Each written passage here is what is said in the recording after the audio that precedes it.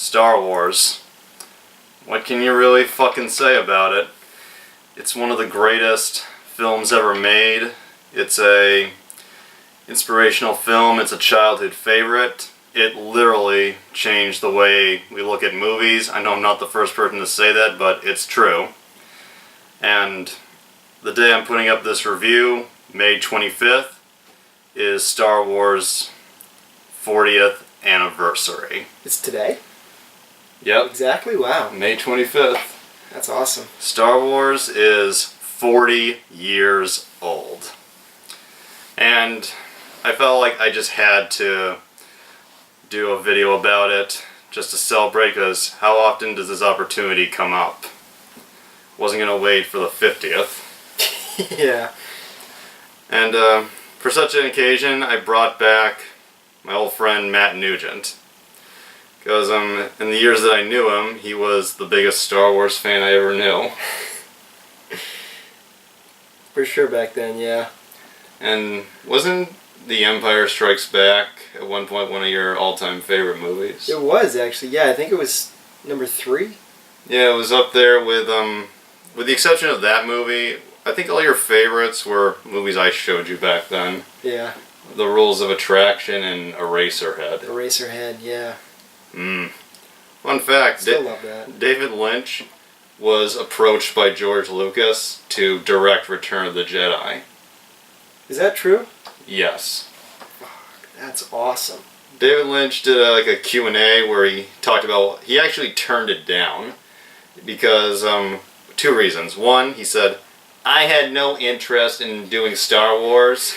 I just wanted to meet George Lucas because we're both people that like to make the movies we want to make, except his movies make billions of dollars. The other reason was David Lynch was already set to do another sci-fi epic, Dune. Oh, yeah. A very different sci-fi epic, but I'm in the minority. I love David Lynch's movie Dune.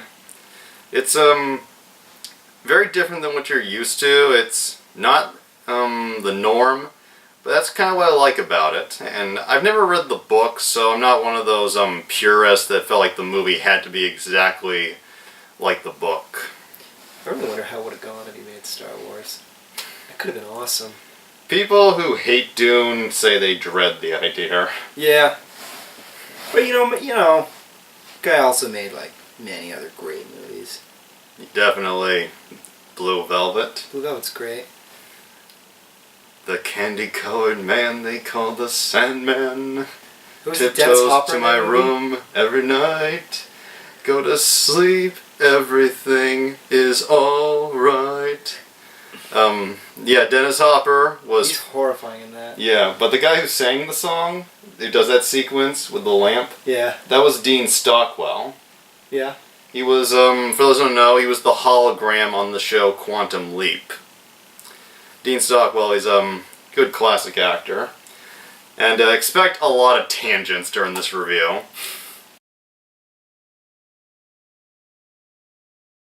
I think the main thing we'll talk about is not necessarily the movie itself entirely, but just the idea that this movie is 40 fucking years old. It really shows when you watch it now. Like I love Star Wars, but it's like There are a couple it's so of things. like bare bones, you know, when you look back on it. I feel like watching it this time was the first time I noticed just how like independent that movie seems, you know? I think like, it was not independent, but at the time, no one wanted to make it aside from George Lucas. Yeah. Everybody thought the film was a stupid idea. Yeah. And every major company turned it down, including at the time, Disney. Which is funny now, because, you know. They get their way always. Yeah, the only studio that got it was Fox. And even then, they weren't fully convinced it would be a hit. In fact, Fox was so sure it would fail that this story has been told before, but it's always fun to tell again, that they gave George Lucas complete reign over the merchandising rights. Now they're kicking themselves in the ass ever since. Man, that's so funny. And until The Force Awakens, George Lucas Like, the first Star Wars movie was a studio film because he didn't have the clout he needed to do it his way at the time. But every other Star Wars film was independent. However, he still had it distributed by 20th Century Fox, I guess, just so I guess the series could maintain a studio with its opening. The Empire Strikes Back, Return of the Jedi, and The Phantom Menace, the budgets for those films, I believe, I read, all came from George Lucas's own pocket. Wow. Remember, this is 1980s, and money back then is a lot more now. Yeah. Like, the budget for the first Star Wars film, before the series went independent, was about $8 or $11 million. Which, I guess would be a big budget back then. Yeah. But also wasn't enough to fully do what George Lucas wanted to make. Yeah. The Empire Strikes Back had a budget of $18 million, I believe. Return of the Jedi had $33 million. And The Phantom Menace, and keep in mind, Phantom Menace, along with the other two, all came from George Lucas's own pocket. Phantom Menace was $115 million. Not bad. I have said in the past, not often, but I've said before, I really don't care for George Lucas. Like, I need to detail my feelings on it, just so it's clear. I fucking love the original Star Wars movies. They are one of the greatest franchises ever made. And the original Star Wars trilogy, I don't know what it is, but every time I watch those movies, I get pretty teary-eyed. Like, during the final battle, like, we just watched the original movie again to get refamiliar ourselves with it. During the final battle against the Death Star, I was getting very emotional inside. Yeah. And when was the last time you watched the original Star Wars? The trilogy? It's the probably... first film. I think it was about 2 years ago. I rewatched the first Star Wars movie around December 26th or 28th. Yeah, I think it was the 28th, the day after Carrie Fisher died. Right. I just felt like I had to as a way of honoring her. And when I was watching it that night, I actually broke down crying at one point. It was just, it was very emotional, and I did a tribute video for her, and when she died, it almost felt like part of my childhood died. Totally. Star Wars is like a part of the cultural childhood, you know? Yeah. Almost everybody has grown up with it. Yep. It's almost amazing to find anybody that has never seen Star Wars. I actually did meet someone about 2 years ago who never saw Star Wars.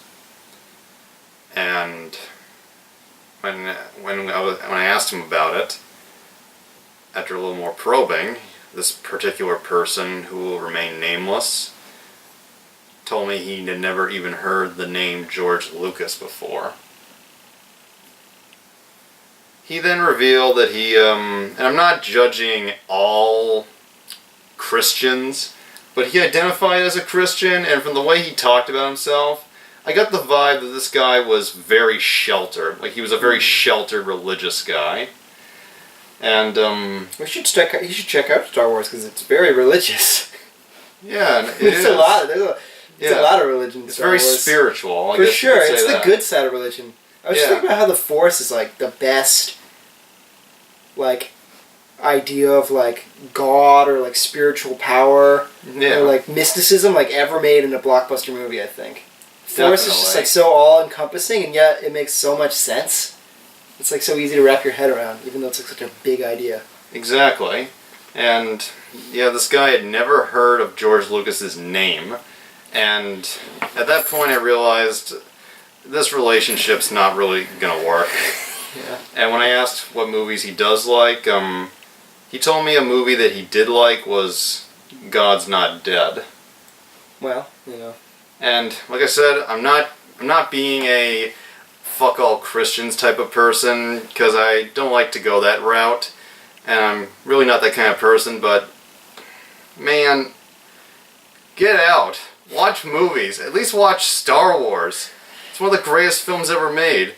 It has a lot of great philosophical themes to it, and yeah, the Force and the religious aspects are very well done, very cool, and very meaningful. And like, aside from like certain similarities to like maybe Christian religions, George Lucas in real life is, I believe, a Buddhist. That makes sense. There's a lot of Buddhist theme or feelings going on with the Force. Yeah. Like something that's within yourself or surrounding us. Yeah, that's the cool thing about the Force. It like isn't tied down, by any kind of like single idolatry. It's like it's just all encompassing. It's the life force and the energy of the universe. Yeah, and the idea that by focusing hard enough, you can use it. Yeah, I like the way, I was thinking about it, the way they describe it so like eloquently in this movie, to just like let go. Yeah. Like to like release yourself to like your intuition and your feelings. What a beautiful idea. And it's something we all do in real life, when we like stop thinking and we just like all of a sudden are like in the zone. Yeah. It's like, except in real life sometimes it goes in a way that sometimes isn't the best, and we didn't really think would happen. Yeah, and we don't shoot lightning. Yeah. And also, yeah, it was beautifully written 22 years before they brought in midi-chlorians.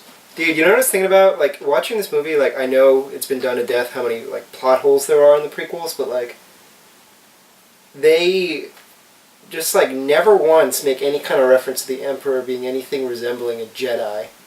And then, like, the second you, like, watch the prequels, they, like, stick a lightsaber in his hand and he's, like, cutting people up. Mm-hmm. But, like, in this movie, they're, like, talking about how Vader's, like, the last remaining, like, person of this entire religion, Yeah. It's nonsense. And then it turns out that Yoda's around. Right. Yeah. Where was I? Oh yeah. We got way off track, but I was going into my feelings on George Lucas. Right. The original Star Wars are incredible. However, as time went on, I believe George Lucas just lost his creativity as a writer, as a filmmaker, and no way to put it, I think he fell from grace. Yeah. And honestly, I think George Lucas throughout his career has been pretty overrated. I mean, by the time The Phantom Menace was in pre-production, he was considered one of the greatest filmmakers ever. Like on the same lines as Spielberg, Coppola, Scorsese. He's not even close to Spielberg, even. But here's the thing. Before Phantom Menace, George Lucas had only directed 3 movies. Yeah, the original Star Wars, the first one, he did not direct another film after that until The Phantom Menace. Right, yeah, he didn't direct either of the other 2. Yeah, Empire Strikes Back was Irvin Kershner. Return of the Jedi was Richard Marquand. Yep. And the first 3 films he made were all good, but he still knew how to... He kinda knew how to still write and direct back then. Yeah. Like... at least he cared. Yeah. He had heart, His first movie was THX 1138, which was, I guess, kind of George Lucas's attempt to emulate Stanley Kubrick. Yeah. It's a pretty wacky, bizarre, non-linear film that almost feels like 2001: A Space Odyssey. Yeah. And it's like about a dystopian future where everybody is force-fed drugs so that they are obedient and don't question authority, and they are told to worship a religious idol, and regardless of the answers they get, they never question it. It's about a future where no one has any freedom. Like, the world is free of violence or anger or just anything negative, but people are not allowed to say, build relationships, fall in love, or make free choices. And his second movie, which is the only non-sci-fi film George Lucas has ever directed, was American Graffiti. It's a kind of like a teenage-aimed comedy. Like, it's about a bunch of teenagers in the early 1960s on their last night before they go off to college. Yeah. And the stars were, I don't remember all their names, I'm sorry, I'm trying to remember, Ron Howard, Paul LeMat, the bald, four-eyed member of the Untouchables, and Richard Dreyfuss. Yeah, they all play these four young teenagers having one last night of freedom before college or life after high school. Yeah. And most of the film, I believe, was inspired by George Lucas's own youth. Like, a lot of the film is about cars, or as they would call them back then, hot rods. Yeah. George Lucas said that when he was young, films weren't actually his passion. Cars were. So yeah, it felt like a very personal film. And it's a movie that anyone who grew up in the 60s, I think, would really love. Yeah. Like, my grandfather really likes it. Yeah. And it features a cameo by an actual DJ from the 60s as himself. This guy named Wolfman Jack. Nice. And after American Graffiti, which was the first huge hit of his career, he made Star Wars. And then after that, it was Aloha, a steel guitar. I don't know what it was. There's many variations of why George Lucas gave up directing for so long. Some say he wanted to take time to raise a family, but he's a workaholic, so that didn't go the route he would have wanted. Yeah. And his first wife, based on what I've read, divorced him because he was so devoted to his work over being part of the family. And his wife, Marcia Lucas, she actually worked on his early films. She was one of the editors on Star Wars. And she won an Oscar along with Paul Hirsch and Richard Chew for editing the first movie. Wow. And George Lucas never won one himself. That's got to be an extra stab. That's funny, yeah. I wonder if that came up in like the divorce terms, you know? I want the Oscar. Give it to me, it's mine. It's all mine. It's mine. Unlimited power. Yeah, this film won 4 major, I think it was 4 or 5 major categories at the Oscars. Obviously, no surprise, the music of John Williams. What a score, dude. The scene when Luke's like looking at the 2 moons.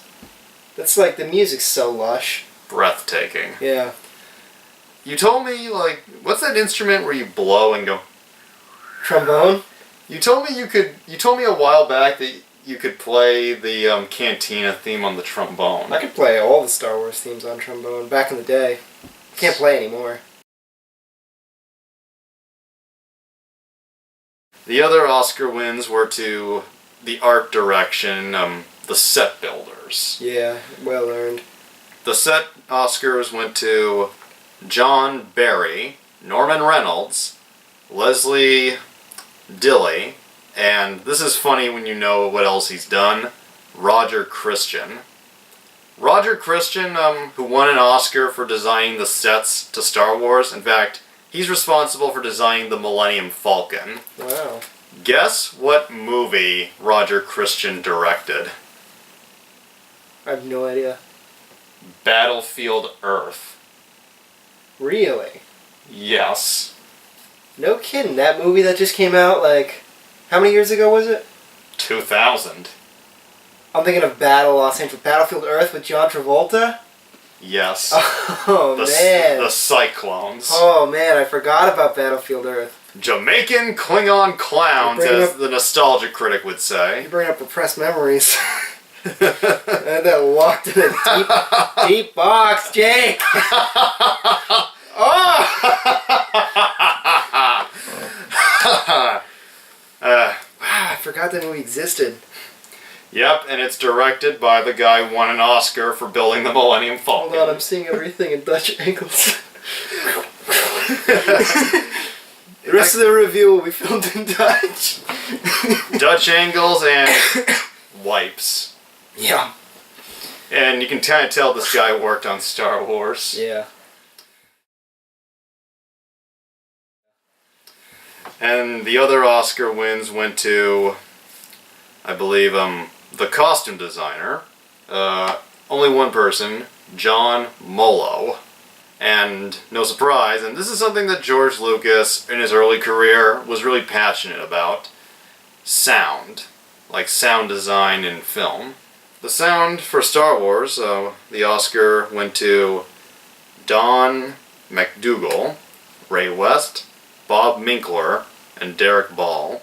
And last but not least, the special effects. Duh. I'll admit, a few of them have a definite 70s look to them, but they are still amazing, and they look 100 times better than the prequels. Yeah. The special effects Oscars went to John Steers, John Dykstra? Dykstra? I don't know how to pronounce that. I'd go with Dijkstra. Yeah, John Dykstra, Richard Edlund, Grant McCoon, and Robert Blalak. These are hard names to pronounce. Yeah. It's probably all just George Lucas's pseudonyms. he wanted multiple Oscars. At the 2007, I believe, Academy Awards, where Martin Scorsese won for The Departed, Yeah. the people who presented it were Francis Ford Coppola, George Lucas, and Steven Spielberg. Wow. And the Academy knew who was going to win, and they wanted to make it special, because Yeah. they're all buddies. Coppola and Spielberg talked about how great it is to win an Oscar for directing. Then George Lucas said, "Hey, guys, I never won an Oscar for directing." And then they're like, "So what are you doing here?" And he says, "Well, I was nominated a few times." And they go, "Anyway, we know what it's like to win." As much as I dislike him, you can give him this. He has a sense of humor. Yeah. When the time calls for it. And then, He's got to be a cool enough guy if Coppola, Spielberg, and Scorsese like him enough. Lucas says, "I just want to say that it feels it's much more to give than to receive." Then Coppola and Spielberg go, "No, it's not." And Scorsese won, and when he got the Oscar, he's like, "Could you double check the envelope?" But anyway, the main reason I'm not fond of George Lucas in the sense that, as Matt said, he lost his soul. As I say, he fell from grace.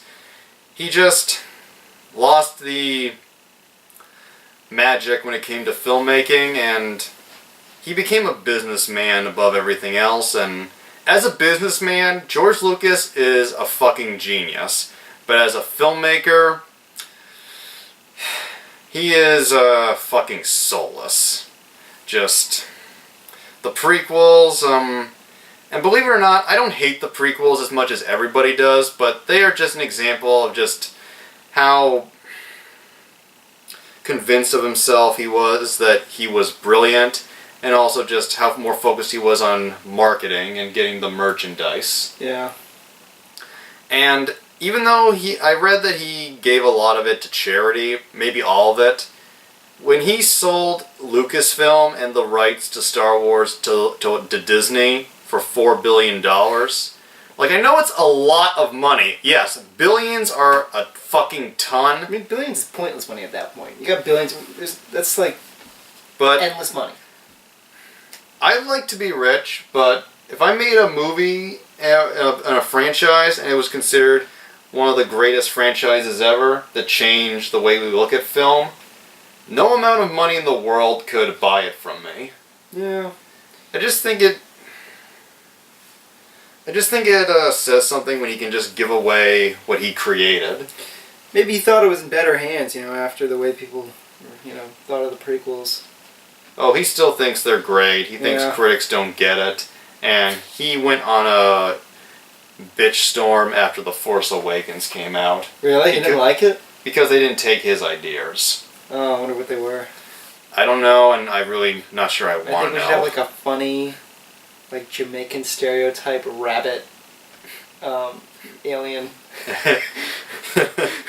And the special editions that came out in the 90s, where they changed everything. Mm-hmm. You know, Greedo shoot first, Jabba has his scene, the dance sequence at Jabba's palace. There's everything all over the screen, every scene. Yeah, I'm not against the special editions. There are a few tiny things, maybe in Return of the Jedi, and the others that I do think were kind of good changes. Like when Han ran down the corridor, and then he shot one stormtrooper and ran back. Yeah. In the special edition, instead of just being a couple at the end of a hallway, they changed it to being a whole auditorium of stormtroopers. Really? Which I thought was kind of funnier. Yeah. And the music sequence at the end of Return of the Jedi,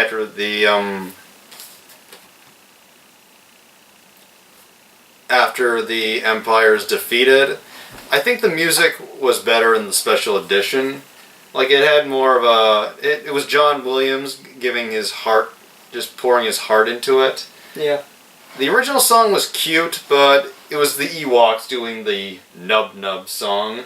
And while it was a cute song, it doesn't feel like the right song to end the greatest one of the greatest trilogies out on. Yeah, I agree with that, actually. I think that's true. I think the Return of the Jedi has the most flaws of all three of the originals. I can understand how people will. I can understand why people would see that, but honestly, isn't it your favorite? Return of the Jedi is still my all-time favorite. Right, I forgot that it's your favorite. We can all have our own opinions. For sure. Team Empire, Team Jedi, you know. Yeah, and as far as Indiana Jones is concerned, my favorite sequel is Temple of Doom. Yeah, I mean Temple of Doom's awesome. Yes, that's one of the ones everybody's writing over. They're like, Temple of Doom sucks. Like, Temple of Doom rules. Yeah, religious historians get their panties in a twist. Yeah. Kali Ma. Yeah, dude. Kali Ma. Kali Ma. Oh, Rum She Die. Oh, Rum She Die. Oh, Rum She Die. Yeah, dude. And I know people bitch about Willie in that film, always screaming, but I don't know what it is. Kate Capshaw as Willie, I fucking love her. Yeah. And the screaming, normally that would annoy the hell out of me, but there's something about the way Kate Capshaw screams where I legitimately laugh every time she does it. Yeah, it gives the movie, it's kind of like, I mean, it's funny, but it also, like, makes it a little human, you know? She's not just some, like, super hot, like, badass, like, you know. Yeah, like, it's a different type of indie movie. Yeah. And, I love Short Round. Yeah. Okie dokie, Dr. Jones. Plenty of potatoes. Did you ever see the live-action Scooby-Doo movie from, like, 2000? Yep, I've seen both. I was just thinking that the scene at the end of that where they're in the caverns with all the, like, crazy monster creatures, kind of like straight out of Temple of Doom. Yeah. I just thought that. I don't know why. It reminds me so much Especially with all the chanting and voodoo. Yeah, and then Scrappy-Doo, like, having, like, creepy, like, cult powers. Yeah. Wow. No kidding. Scooby-Doo and Temple of Doom. I actually saw the second live-action Scooby-Doo movie in theaters. Yeah. And being a dumb 9-year-old autistic kid, I, of course, loved it at the time. What can you say? I liked it at the time, too. It was fun. And, back to the special editions, I'm not against the special editions, but the thing about them that pisses me off is that George Lucas made it so that for many years, they were the only versions available. I mean, it's his movie, and you can do what you want with your movie, but... He's such a whiny baby, though. I just feel like so many people love the original versions, and I feel like it should have made more sense to have both the original and the director's cut both available equally. And the DVDs that I have of the original movies, they were a limited edition, and the versions I got cost like $60 to $70 a piece. So yeah, it gives you an idea of just how hard it is to find the original version. And of course, VHS is always helpful. Yeah, look at that cover. Look at how jacked Mark Hamill is. It's not even him. Yeah, He's like, so huge. I don't get that cover. Carrie Fisher's like such a babe. She never looks like that in the movie. No. Yeah, and who designed that cover? That's classic 70s. So what about the set? Everything in the 70s kind of like seeps porno, you know? Yeah, like, it's like everything, especially sci-fi in the 70s was so porno-y. Yeah, it's like... That's David Carradine. Of course it is. He doesn't even get that undressed in the movie. Yeah. And then there's this movie. She have 4 boobs? Yeah. Nice. Oh, yeah. Ass galore, man. Man, people, yeah, in the 70s, man, that's the sci-fi is in, that's the 80s? Yeah. Wow. Tangents, they come with, the JMC reviews. And, yeah, special editions, not against them, but they should not have been the only versions available. And now that we got that out of the way, enough hating on George Lucas. Yeah. At this point, I'm probably just coming off like a whiny bitch fag.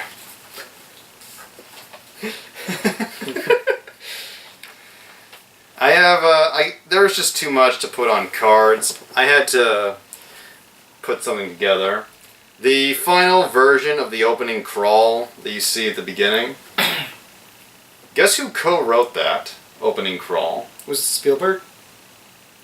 A friend of George Lucas. Keep trying. Coppola? Scorsese? I'll tell you. Brian De Palma.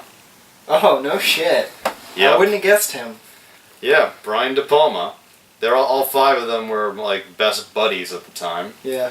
And I read that during the production of Star Wars and Carrie, George Lucas and Brian De Palma had simultaneous casting calls. And actors who auditioned for Star Wars ended up in Carrie, like William Catt and Sissy Spacek.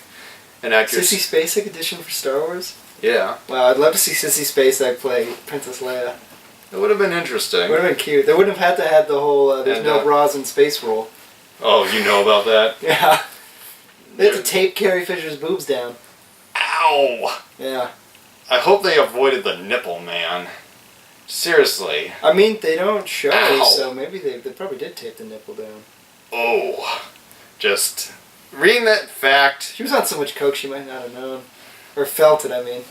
I don't think that happened until Empire, but yeah, apparently George Lucas didn't want there to be any panty lines in his movie, so he had the actors go commando. Well, there's no underwear in space. I don't get the logic. But here's like an even cooler fact. Guess who auditioned for the role of Luke Skywalker? Who? Robert Englund. Oh, shit. For those who don't know, Robert Englund played Freddy Krueger in the original Nightmare on Elm Street movies. And I don't know how that would have turned out, but I just know if he had gotten the role, we wouldn't have gotten him as Freddy. So I think it worked out. Yeah. Like, and it actually really did, because when Englund didn't get the role, he recommended the role of Luke to a friend. Mark Hamill? Yep. I can't believe Robert Englund's. Welcome to the Force, bitch. No, it's welcome to the Force, bitch. Ha! And George Lucas, apparently even in his heyday, he was not the most invested filmmaker. Yeah. Like, going back a little, on American Graffiti, Ron Howard, who was still an actor before he became a full-time director, told George Lucas he wanted to get into directing. And George Lucas told him, you should start out in animation. And Ron Howard was like, why? And Lucas said, you don't have to work with actors. And Howard was like, he basically told me he hated working with me. Yeah, Lucas has never been like an actor's director. Yeah, and according to this, during production, the cast attempted to make George Lucas laugh or smile, as he often appeared depressed. And the actors found George Lucas to be very uncommunicative, with his only directions generally being either faster or more intense. At one point, when he temporarily lost his voice, the crew gave him like a board to write direction on, and it was just those two phrases. And he just kept holding it up? That kind of direction can sometimes work, but This is Star Wars, not an Abel Ferrara movie. Yeah.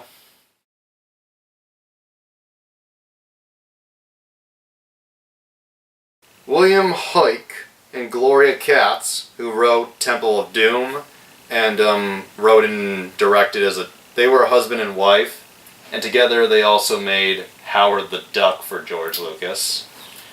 They were like longtime film school friends all the way back. Yeah. And they actually did some uncredited rewrites on the original Star Wars. I just think it's touching to read that kind of stuff. That is sweet. But at the same time, the people who made Howard the Duck. Chewie, I can't resist your intense animal magnetism.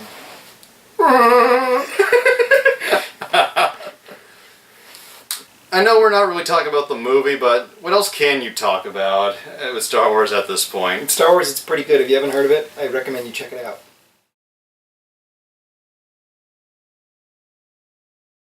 I guess just because it wouldn't be a review by me without it. The plot. There's a war going on in space, and it apparently takes place a long time ago in a galaxy far, far away. And apparently in this part of the universe, a long time ago, they have technology that we're not even close to adapting. And the two sides fighting are the Empire and the Rebellion. And the Rebellion, led by Princess Leia, has acquired the plans to take down the Empire's latest and greatest weapon, a space station the size of a moon, known as the Death Star. And they capture the princess's ship, but before they can reacquire the plans, she gives them to these two droids that she takes with them, kind of like her helpers, and the droids escape in an escape pod and land on the desert planet of Tatooine, where they end up in the care of the family of Luke Skywalker, a young farm boy living with his aunt and uncle. And Luke finds the message that the princess left, which is intended for someone named Obi-Wan Kenobi.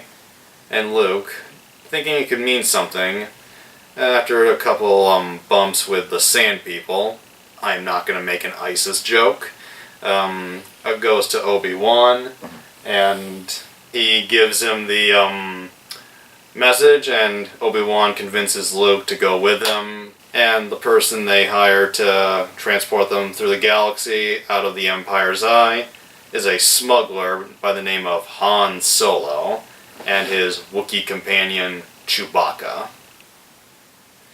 And that's all you really need to know. Go check the fucking film out if you haven't seen it, and if you haven't, what has your childhood been like? If you have not seen Star Wars, because I'm really curious. Go see it. You will not regret it, and even if you don't like it, it will definitely be an experience you'll never forget. Such great names in Star Wars. Chewbacca, Luke Skywalker, Han Solo. In George Lucas's original script, like every script goes through a series of drafts, unless you're really good at writing. Yeah. And we know George Lucas is not good at writing.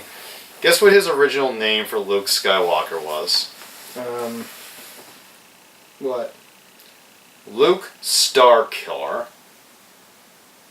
No shit. They used that in that Star Wars video game. I didn't play the Star Wars video games. It was this one that was like canon for a while, but I think it lost its canonology. But yeah, it was like Darth Vader's other apprentice named Starkiller. That must be a reference to that. And in one version of the original draft, Luke was 60 years old. Right, I've heard that, yeah. And Han Solo was supposed to be like a green alien. And George Lucas, I've read many sources on this. George Lucas at one point was going to write Luke as a female character. So for anyone saying that Luke comes off like a whiny little bitch, I think your arguments have some merit. That's funny. I didn't know. Yeah, Stark kind of makes him sound like a bad guy. Yeah. And Skywalker almost sounds like a normal name. Yeah. Like, it actually sounds like a name that could exist. Starkiller, it's like Cypher Rage. It just doesn't exist. Yeah. And in George Lucas's original draft, like, his original screenplay was not for a trilogy. It was meant to be just one huge film. Wow. And the trilogy itself came about because he realized that he couldn't make this as one film. And originally, the moon of Endor in Return of the Jedi was not going to be inhabited by Ewoks. It was going to be inhabited by Wookiees. Oh, yeah. But Lucas, like, at the time, they were struggling enough to get the first Star Wars movie made. He wasn't sure that they would ever make the second or third film. So he still wanted to include a Wookiee, so he had just one, Chewbacca. And when it came time to Jedi, he just, I guess he just felt like it wouldn't be a surprise anymore because we had a Wookiee in all these films. Yeah. So he went with the Ewoks. I wonder what it would have been like with the Wookiees. Could have given Chewie like a strong motivation. We did get a brief idea of a Wookiee planet in Revenge, right? Revenge of the Sith. Yeah. But even then, it wasn't as awesome as I thought it would have been. Yeah, well, they just skimmed right over it, really. And of course, there's always the Star Wars Holiday Special. Oh, come on. That's another locked box I had. You ever seen it? Yeah, I've seen it. I'm actually considering reviewing that movie for December this year. Really? Which means I'm going to have to watch the whole thing. Yeah. Yeah. And don't know what your plans are going to be in the future, but that could be a funny review if you're ever interested. Yeah, I'll bring a bottle of whiskey, then I'll review the Star Wars Holiday Special. Hey, the Nostalgia Critic, the Cinema Snob, JonTron, TJ, Kirk, and Paul Zigo, they all made through it. I'm pretty sure two young, dumb guys like us could do it. I'm sure we can. I mean, you didn't go to college and I didn't graduate high school, so I think we're qualified. Yeah. Together we have a low enough IQ to watch the Star Wars Holiday Special. Definitely.